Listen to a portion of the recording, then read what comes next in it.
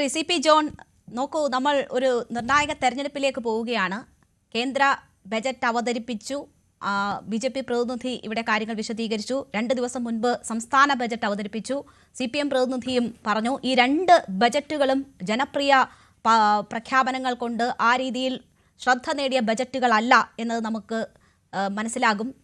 ഇപ്പോഴത്തെ രാജ്യത്തിൻ്റെയും സംസ്ഥാനത്തിൻ്റെയും ഒക്കെ ധനസ്ഥിതി മനസ്സിലാക്കിക്കൊണ്ടുള്ള, അല്ലെങ്കിൽ എന്താണോ യാഥാർത്ഥ്യം അത് മനസ്സിലാക്കിക്കൊണ്ടുള്ള ബജറ്റുകളാണോ? എങ്ങനെയാണ് താങ്കൾ ഇതിനെ നോക്കിക്കാണുന്നത്?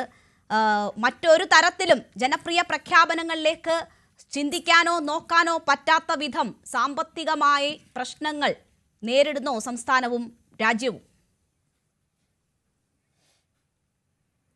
സംസ്ഥാന ബജറ്റ് ഇപ്പോൾ ഞാൻ സംസാരിക്കുന്നില്ല, ധാരാളമായി സംസാരിച്ചതാണ് ആ ദിവസം. ഈ ബജറ്റ് എന്ന് പറയുന്നത് ജനപ്രിയം ആകണമെന്ന് പോലും കരുതുന്ന ഒരാളല്ല ഞാനത്. വസ്തുനിഷ്ഠവും അതേപോലെ തന്നെ സാമ്പത്തിക രാഷ്ട്രീയ സാഹചര്യങ്ങളോട് ആ രംഗത്തെ വെല്ലുവിളികളോട് പിടിച്ചു നിൽക്കാൻ പറ്റുന്നതാണ് ആവേണ്ടത്. അങ്ങനെ നോക്കുമ്പോൾ കേരളത്തിന് എന്ത് കിട്ടിയെന്ന് നോക്കുന്നത് ഞാൻ രണ്ടാമത് വരാം. ഒരു ഇന്ത്യയുടെ ബജറ്റ് എന്ന രീതിയിൽ വളരെ വീക്കായിട്ടുള്ളൊരു ബജറ്റാണ്, കോൾഡ് ബജറ്റ് എന്നാണ് ഞാനതിനെ വിളിക്കാൻ ആഗ്രഹിക്കുന്നത്. കാരണം ഈ ബജറ്റിനെ ഉറ്റുനോക്കുന്നത് ലണ്ടൻ സ്റ്റോക്ക് എക്സ്ചേഞ്ചും ന്യൂയോർക്ക് സ്റ്റോക്ക് എക്സ്ചേഞ്ചും ബീജിംഗ് സ്റ്റോക്ക് എക്സ്ചേഞ്ചും ഒക്കെയാണ്.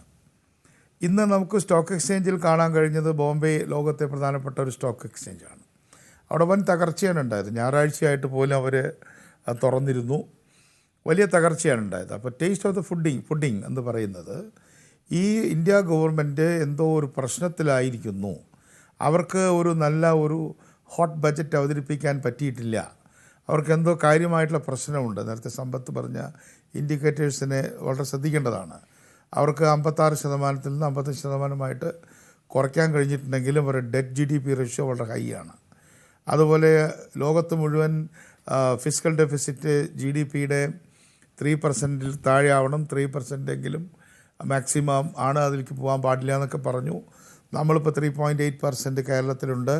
പക്ഷെ അവരിപ്പോൾ 4.5 നിന്നും 4.4 കുറഞ്ഞു എന്ന് പറഞ്ഞാൽ 3 വളരെ കൂടുതലാണ് അവരുടെ ഫിസ്ക്കൽ ഡെഫിസിറ്റ്. അപ്പോൾ അങ്ങനെയുള്ള അവരുടെ ഇൻഡിക്കേറ്റേഴ്സ് ഒന്നും നല്ലതല്ല. മാത്രമല്ല, കഴിഞ്ഞ തവണ ബീഹാറിനെ കുറിച്ചൊക്കെ മക്കാന ഫാമിംഗ് എന്നൊക്കെ പറഞ്ഞത് വളരെ ബോറായിരുന്നു, ഭയങ്കര വൃത്തികേടായിരുന്നു അത്. കാരണം ഒരു സ്റ്റേറ്റിന് വേണ്ടി തിരഞ്ഞെടുപ്പിന് മുമ്പ് ഇങ്ങനെ പ്രഖ്യാപനം നടത്തുന്നതിനോട് ഒരു സാമ്പത്തിക രാഷ്ട്രീയ വിദ്യാർത്ഥി എന്ന നിലയ്ക്ക് ഞാൻ വിയോജിക്കുകയാണ് ചെയ്യുക. കഴിയുന്നതും സ്റ്റേറ്റുകളുടെ പേര് പറയാതിരിക്കുകയാണ് വേണ്ടത്. മറിച്ച് എല്ലാ സ്റ്റേറ്റിനും വേണ്ട കാര്യങ്ങൾ ചെയ്തിട്ടുണ്ടോ എന്നാണ് നോക്കേണ്ടത്. അങ്ങനെ നോക്കുമ്പോൾ എല്ലാവരും പ്രതീക്ഷിച്ചത് മധ്യവർഗത്തിൽപ്പെട്ട ആളുകളുടെ ഇൻകം ടാക്സിൽ, ഡയറക്റ്റ് ടാക്സിൽ എന്തെങ്കിലും കുറവ് വന്നോ?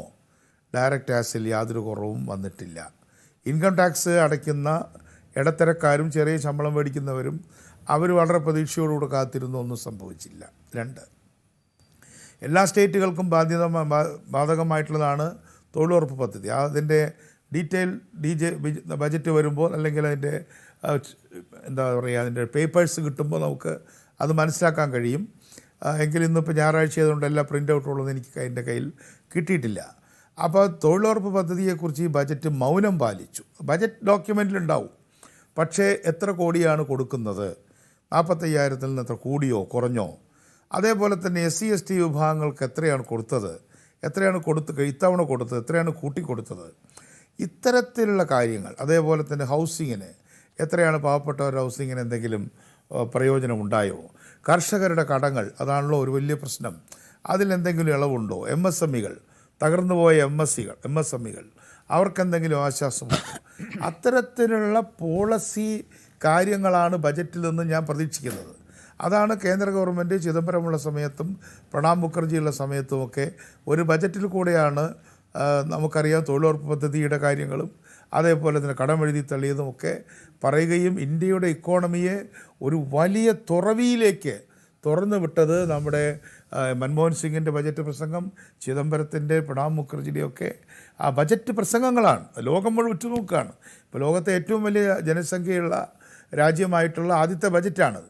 അവിടെയാണ് ഒരു തണുത്ത വെള്ളം പോലെയുള്ള ഒരു കോൾഡ് ബജറ്റ് നിർമ്മലാ സീതാരാമൻ അവതരിപ്പിക്കുകയും നമുക്കറിയാം ഈ ടാരിഫ് യുദ്ധം നടക്കുകയാണ്. ടാരിഫ് യുദ്ധം ഒരു ഭാഗത്ത് നടക്കുന്നു, ട്രംപിൻ്റെ, അതിനെക്കുറിച്ച് പരാമർശമില്ല. വെനിൻസുലയിലെ ഒരു ഭരണാധികാരിയെ പിടിച്ചുകൊണ്ടുപോയി ജയിലിലിട്ടിരിക്കുകയാണ്, അതിനെക്കുറിച്ചൊരു പരാമർശമില്ല. റഷ്യൻ ഓയിൽ വാങ്ങരുത് എന്ന് പറഞ്ഞിട്ട് നമ്മൾ വാങ്ങുമോ ഇല്ലയോ, അതിനെക്കുറിച്ച് പരാമർശമില്ല. അപ്പോൾ അന്താരാഷ്ട്ര രംഗത്ത് നടന്നുകൊണ്ടിരിക്കുന്ന അടിച്ചുകൊണ്ടിരിക്കുന്ന കൊടുങ്കാറ്റുകൾ നോക്കി വീർപ്പടക്കി നിൽക്കുന്ന ഒരു കുട്ടിയെ പോലെയാണ് നിർമ്മലാ സീതാരാമനെ നമുക്ക് കാണാൻ കഴിയുന്നത്. അതുകൊണ്ട് കേരളത്തിന് എന്ത് കിട്ടിയോ ഇല്ലയോ എന്നുള്ളത് അതിലത്തെ നമുക്ക് പ്രധാനപ്പെട്ട കാര്യം തന്നെയാണെങ്കിലും ഇന്ത്യൻ ജനതയുടെ ഒരു പ്രഖ്യാപനമാണ്, ഫിനാൻഷ്യൽ സ്റ്റേറ്റ്മെൻറ്റാണിത്. ആ ലോകത്തെ ഏറ്റവും വലിയ ഗവൺമെൻറ് നടത്തിയ ശുഷ്കമായ ഒരു സാമ്പത്തിക പ്രസ്താവനയാണ്, അല്ലെങ്കിൽ ഫിനാൻഷ്യൽ സ്റ്റേറ്റ്മെൻറ്റാണ്, ധനകാര്യ പ്രസ്താവനയാണ് ഇത് എന്നതാണ് എൻ്റെ ആദ്യ വിമർശനം. ആ വിമർശനത്തിന് പകരം കേരളത്തിന് കിട്ടിയ 1-2 ഇൻസ്റ്റിറ്റ്യൂഷൻസ് കിട്ടാത്തത് അത് പറഞ്ഞതിനെ ലഘൂകരിക്കരുത് എന്നാണ് എനിക്ക് ഇത് വിമർശകരോടും പറയാനുള്ളത്. അതിനേക്കാൾ വലിയ വിമർശനം ഉയർത്തേണ്ടതായിട്ടുണ്ട്. ഇതൊരു കേരള പ്രശ്നമല്ല, 2 കേരളത്തിൻ്റെ കാര്യമാണ്. കേരളത്തിൻ്റെ കാര്യത്തിൽ തീർച്ചയായിട്ടും എല്ലാവരും പറഞ്ഞതോട് ഞാൻ യോജിക്കുകയാണ്, എനിക്ക് യോജിപ്പൊന്നുമില്ല. മാത്രമല്ല ഇവിടെ ഞാൻ അവിടെ കേരളത്തിലേക്ക് വരുന്നതിന് മുമ്പ് ശ്രീ സി പി ജോൺ താങ്കളോട് ഒരു വ്യക്തത വരുത്തിക്കോട്ടെ. ദേശീയ തലത്തിലുള്ള വിഷയത്തിൽ ഒരു വ്യക്തത വരുത്തിക്കോട്ടെ. അതല്ല, ഇതിലൊരു സംശയം ചോദിക്കട്ടെ എന്നാണ് ചോദിച്ചത്. ഞാൻ പറഞ്ഞിട്ട് ഇടപെടാം. അപ്പോൾ അതിൽ ഇപ്പോൾ നമ്മുടെ നല്ലൊരു നടനാണ് നമ്മുടെ സുരേഷ് ഗോപി. ഇപ്പോൾ അദ്ദേഹം ഒരു അപഹാസ്യ നടനാണ്. ഹാസ്യ നടൻ വലിയ മിടുക്കുള്ളവരാണ്, പക്ഷേ ഇപ്പോൾ അദ്ദേഹം ഒരു അപഹാസ്യ നടനായിട്ട് മാറിയിരിക്കുകയാണ്. അദ്ദേഹം പല പല മോശമായ വാക്കുകൾ താങ്കൾ പറഞ്ഞല്ലോ ഉപയോഗിച്ചു. എവിടെ പോയ AMS? എനിക്ക് ഏറ്റവും ബഹുമാനമുള്ള ആളാണ് BJPയിലേക്ക് ചേർന്നു എന്നൊഴിച്ച് വേറെ ഒരു തകരാറുമില്ലാത്ത നമ്മുടെ ശ്രീധരേട്ടൻ. അദ്ദേഹം ഇതിന് മുമ്പൊരു പണി ചെയ്തു, MLA ഓഫീസ് തുടങ്ങി ഇലക്ഷൻ വരുന്നതിന് മുമ്പ് തന്നെ. അതേപോലെ താൻ പൊന്നാനിയിൽ അദ്ദേഹം ഇപ്പോൾ ഒരു റെയിൽവേ ഓഫീസ് തുടങ്ങുകയാണ്. എനിക്ക് അദ്ദേഹത്തെ ഭയങ്കര റെസ്പെക്റ്റാണ്. അദ്ദേഹം പ്ലാനിംഗ് ബോർഡ് മെമ്പറായിരുന്നു. അദ്ദേഹം കാണിക്കുന്നത് ആർക്ക് വേണ്ടിയാണ്, എന്തായി ചെയ്യുന്നത്, ഒരു ഡോൺ ക്വിക്സോട്ടിയനായിട്ടുള്ള രീതിയിൽ അദ്ദേഹം താഴ്ന്നു പോയോ? ഇതൊക്കെ കൂടെ വന്നപ്പോൾ ഈ കടലാമ എന്ന ആൾക്കാർ പറയാൻ തുടങ്ങി. എന്നാൽ ഫിനാൻസ് കമ്മീഷൻ റിപ്പോർട്ടോടെ വെച്ചു. ഫിനാൻസ് കമ്മീഷൻ റിപ്പോർട്ട് വെച്ചപ്പോൾ എന്താ സംഭവം? ഫിനാൻസ് കമ്മീഷൻ റിപ്പോർട്ടിൽ 0.45% നമുക്കധികം കിട്ടി. അതിൽ UDFനും LDFനും അഭിമാനിക്കാം. കാരണം UDFും ഗവൺമെൻറ്റിൻ്റെ ഒപ്പം നിന്നു. ഗവൺമെൻറ് ബാലഗോപാലിൻ്റെ നേതൃത്വത്തിൽ, മുഖ്യമന്ത്രിയുടെ നേതൃത്വത്തിൽ മെമ്മോറാണ്ടം കൊടുത്തു. അത് 1.92 നിന്ന് 2.38 ഗവൺമെൻറ്റല്ല, കോൺസ്റ്റിറ്റ്യൂഷണൽ ബോഡിയായിട്ടുള്ള ഫിനാൻസ് കമ്മീഷനാണ് കൊടുത്തത്. കർണാടകത്തിനും ബെനിഫിറ്റ് കിട്ടി, കേരളത്തിന് ബെനിഫിറ്റ് കിട്ടി, പഞ്ചാബിന് കിട്ടി, ഗുജറാത്തിന് കിട്ടി. എന്നാൽ അത്തരമൊരു ബെനിഫിറ്റ് UPക്ക് കിട്ടിയെന്ന് പറയാൻ പറ്റില്ല, അവർ കുറച്ച് കുറഞ്ഞ്. തമിഴ്നാടിന് ഏതാണ്ട് അതേപോലെ നിൽക്കുകയാണ്. അതുകൊണ്ട് അടുത്ത ഗവൺമെൻറ് വരികയാണെങ്കിൽ, ഏത് ഗവൺമെൻറ് ആണെങ്കിലും, ഒരു വർഷം ഏതാണ്ട് 7000 കോടിയിലധികം രൂപ കേന്ദ്ര ഡിവിസീവ് പൂളിൽ നിന്ന് കേരളത്തിന് കിട്ടാൻ പോകുന്നു എന്ന ഒരു കണക്കുകൂടി വാസ്തവത്തിൽ നിർമ്മലാ സീതാരാമൻ അത് വായിച്ചില്ല. 41% വെർട്ടിക്കൽ ഡെവല്യൂഷൻ എന്ന് പറഞ്ഞുള്ളൂ. അതുകൊണ്ട് കിട്ടാത്ത കാര്യങ്ങളിലുള്ള അമർഷത്തോടൊപ്പം ഞാൻ ഒപ്പം നിൽക്കുന്നതോടൊപ്പം തന്നെ 2 കാര്യങ്ങൾ പറയട്ടെ. ഒന്ന്, ഇതൊരു ഏറ്റവും കോൾഡ് ബജറ്റാണ്. 2, കേരളത്തിന് സ്കീമുകൾ എന്ന അർത്ഥത്തിൽ പ്രഖ്യാപനങ്ങൾ നൽകാത്ത ഒരു ബജറ്റാണ് എന്ന അഭിപ്രായം പറഞ്ഞുകൊണ്ട് ഞാൻ നിർത്തുകയാണ്. ഇനി ചോദിക്കാം. ശ്രീ സി പി ജോൺ, താങ്കൾ കോൾഡ് ബജറ്റ് എന്ന് പറഞ്ഞു, മറ്റ് പ്രഖ്യാപനങ്ങൾ സംബന്ധിച്ചുള്ള കാര്യങ്ങൾ ചൂണ്ടിക്കാട്ടി. പക്ഷേ അടിസ്ഥാന സൗകര്യ വികസനത്തിന് ഏതാണ്ട് ഈ 7 അതിവേഗ റെയിൽ ഇടനാഴി ഉൾപ്പെടെ ഏതാണ്ട് 12 ലക്ഷം കോടി മാറ്റിവെച്ചിട്ടുണ്ട് എന്നതാണ് മനസ്സിലാകുന്നത്. റെയിൽവേക്ക് ചരിത്രത്തിലെ ഏറ്റവും വലിയ നീക്കിയിരിപ്പ് ഈ ബജറ്റിലുണ്ട്. 2.93 ലക്ഷം കോടി രൂപയുടെ. പ്രതിരോധത്തിനും അതുപോലെ ഉയർന്ന വിഹിതം മാറ്റിവെച്ചിരിക്കുന്നു എന്ന് പറയുന്നു. അപ്പോൾ ഇപ്പോഴത്തെ സാഹചര്യങ്ങൾ ഡിമാൻഡ് ചെയ്യുന്ന ഇടപെടലുകൾ ഉണ്ടായിട്ടുണ്ടോ? നേരത്തെ താങ്കൾ ഈ അമേരിക്കൻ താരിഫ് ഭീഷണി പറഞ്ഞു. അതിന് ഈ പ്രത്യേക സാമ്പത്തിക മേഖലയിലെ ഉൽപ്പന്നങ്ങൾ ആഭ്യന്തരമായി വിറ്റഴിക്കാൻ തുടങ്ങിയ ചില ഇടപെടലുകൾ പറഞ്ഞു പോകുന്നുണ്ട് നിർമ്മലാ സീതാരാമൻ. അവിടെയാണ് നമ്മൾ നോക്കേണ്ടത്. ഇതിൻ്റെ ആവശ്യവും അതേപോലെ ഡിമാൻഡ് ആൻഡ് സപ്ലൈ.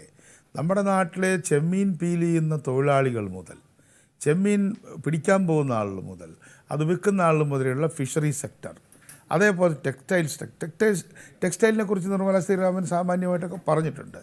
ഇവർക്ക് ഈ താരിഫ് വാർ എന്ത് അപകടമാണ് ഉണ്ടാക്കുക, അതിനെ മിറ്റിഗേറ്റ് ചെയ്യാൻ വേണ്ടി ഞങ്ങൾ ഇന്ന കാര്യങ്ങൾ ചെയ്യുകയാണ് എന്ന് രാജ്യത്തോട് പറയാൻ ഗവൺമെൻറ്റിന് കിട്ടിയ ഏറ്റവും വലിയ ടൂളാണ് ഈ ബജറ്റ് സ്പീച്ച് എന്ന് പറയുന്നത്. അതിൽ വളരെ തണുപ്പനായിട്ടുള്ള ഒരു സമീപനമാണ് നിർമ്മലാ സീതാരാമൻ. തീർച്ചയായും വിദേശകാര്യ മന്ത്രാലയത്തിൻ്റെയും പ്രധാനമന്ത്രിയുടെ ഓഫീസിൻ്റെയും അറിവോടുകൂടിയായിരിക്കുമല്ലോ, അവരൊറ്റയ്ക്ക് ചെയ്യുന്നൊരു കാര്യമല്ല. ആ അർത്ഥത്തിലാണ് ഞാൻ പറഞ്ഞത് മോശമായിപ്പോയി. എന്നാൽ ഫിനാൻസ് കമ്മീഷൻ്റെ ഈ പ്രഖ്യാപനങ്ങൾ കർണാടകത്തിന് കുറച്ച് കൂടുതൽ കിട്ടാനുള്ള കാരണം നമ്മളെല്ലാം ആവശ്യപ്പെട്ടതുപോലെ കർണാടകമാണ് അതിനു വേണ്ടി കുറച്ചുകൂടെ കൃത്യമായിട്ട് പറഞ്ഞത്. അവർ പറഞ്ഞത് നമ്മൾ നൽകുന്ന ടാക്സ് ആകെ ടാക്സിൻ്റെ എത്ര % എന്നതിനനുസരിച്ച് വെയിറ്റേജ് തരണമെന്ന് പറഞ്ഞപ്പോൾ നമുക്ക് കുറച്ച് പ്രയോജനം കിട്ടിയിട്ടുണ്ട്. അത് തീർച്ചയായിട്ടും കുറേ നാളായിട്ട് കുറഞ്ഞുകൊണ്ടിരുന്ന ഫിനാൻസ് കമ്മീഷൻ അവാർഡുകൾ ഒന്ന് തിരിച്ച് 2.38 കയറി എന്നുള്ളത് നമുക്ക് ആശ്വാസകരമായൊരു കാര്യമാണ്. അത് നിർമ്മലാ സീതാരാമൻ തന്നോ അല്ലേ എന്നുള്ളതല്ല. ഫിനാൻസ് കമ്മീഷൻ കേന്ദ്രത്തിൻ്റെ ഏറ്റവും വലിയ ഒരു ക്രൂരതയായിട്ട് നമ്മളെപ്പോഴും പറയുന്നത് ഈ ഫിനാൻസ് കമ്മീഷൻ തരുന്നില്ല എന്നുള്ളതാണല്ലോ. അത് തീർച്ചയായിട്ടും ഗവൺമെൻറ് അല്ല, നമ്മുടെ കോൺസ്റ്റിറ്റ്യൂഷണൽ ബോഡിയായിട്ടുള്ള ഫിനാൻസ് കമ്മീഷനാണ് തരുന്നത്. അതുകൊണ്ട് അരവിന്ദ് പാണിഗ്രാഹിയുടെ ഈ കമ്മീഷൻ ഒരു ബെറ്റർ അവാർഡാണ് നമുക്ക് നൽകിയിട്ടുള്ളത് എന്നുകൂടി നമ്മൾ കാണേണ്ടതായിട്ടുണ്ട്. ഒപ്പം തന്നെ നമുക്ക് കിട്ടേണ്ടതായിട്ടുള്ള ഡീറ്റെയിൽ റിപ്പോർട്ടുകൾ നമ്മൾ നോക്കിയെടുക്കണം. ഒന്ന്, അതിലുപരിയായിട്ട് നമുക്ക് വേണ്ടി വന്നിട്ടുള്ള അല്ലെങ്കിൽ നമ്മൾ ആഗ്രഹിച്ച ഇപ്പോൾ നാഷണൽ ഹൈവേ ഇപ്പോൾ അതിൻ്റെ ഫൈനൽ സ്റ്റേജിലേക്ക് എത്തിക്കൊണ്ടിരിക്കുകയാണ്. നമുക്ക് റെയിൽവേ വികസനം ആവശ്യമുണ്ട്. സംസ്ഥാന ഗവൺമെൻറ്റോട് എന്താ ചെയ്തത്? അവർ തന്നെ ഒരു റെയിൽ അങ്ങ് തുടങ്ങി. മഞ്ഞക്കുറ്റികൾ ഇപ്പോൾ ഇന്ന് ബിനോയ് വിശ്വം പറയുന്നുണ്ട്, മഞ്ഞക്കുറ്റിയൊക്കെ ഞങ്ങൾ പറിക്കും, മഞ്ഞക്കുറ്റി അടിച്ച സ്ഥലമൊക്കെ പഴയ പോലെയാക്കും. ഞാൻ ഈയിടെ കണ്ണൂർ പ്രസ് ക്ലബ്ബിൽ പത്രസമ്മേളനത്തിൽ പോയപ്പോൾ അവർ പറഞ്ഞു അവരുടെ കെട്ടിടത്തിൻ്റെ പുറകിലൊരു മഞ്ഞക്കുറ്റി അടിച്ചിട്ടുണ്ട്, അതുകൊണ്ട് അവർക്കൊരു ഡെവലപ്മെൻറ്റ് ചെയ്യാൻ പറ്റുന്നില്ല. അതുകൊണ്ട് എനിക്ക് ഇടതുപക്ഷ ജനാധിപത്യ മുന്നണിയോട് പറയാനുള്ളത് ഈ മഞ്ഞക്കുറ്റിയൊക്കെ പറിച്ചു കളഞ്ഞ് ആ സ്ഥലമൊക്കെ പഴയ പോലെ ആക്കണം. ഇതൊക്കെ വെറുതെ ദിവാസ്വപ്നങ്ങളാണ്. 100 കോടി രൂപ വേസ്റ്റാക്കി. അത് കേന്ദ്രത്തിൽ നിന്ന് നമ്മൾ ചോദിച്ചു വാങ്ങണം. അതിനുവേണ്ടി ഒരുമിച്ച് ഫൈറ്റ് ചെയ്യണം. ഇപ്പോൾ ഈ കോറിഡോർ എന്നുള്ള കോൺസെപ്റ്റ് വന്നു. ഇപ്പോൾ സ്മോൾ സിറ്റി എന്നുള്ള 5 ലക്ഷം പേരുള്ള സ്ഥലങ്ങൾക്ക്, പട്ടണങ്ങൾക്ക് ഒരു സിറ്റി ഡെവലപ്മെൻറ്റിൻ്റെ ഒരു പ്രഖ്യാപനം വന്നിട്ടുണ്ട്. അതൊക്കെ ഈ കൊല്ലം മാത്രമേ ഇനിയും വരുമായിരിക്കും. അപ്പോൾ അത്തരം കാര്യങ്ങളിൽ LDFും UDFും യോജിച്ച് നിൽക്കണം. BJP അതിനെതിരെ നിൽക്കാൻ പാടില്ല. പക്ഷേ മൊത്തത്തിൽ ഈ budget it's a cold budget. ഇത് വെള്ളത്തിൽ വീണ കടലാസ് പോലത്തെ ഒരു ബജറ്റാണ്. ഡോക്ടർ അബ്ദുൽ സലാം, കൂടുതൽ വാർത്തകൾക്ക് News 18 Keralam YouTube channel subscribe ചെയ്യുക.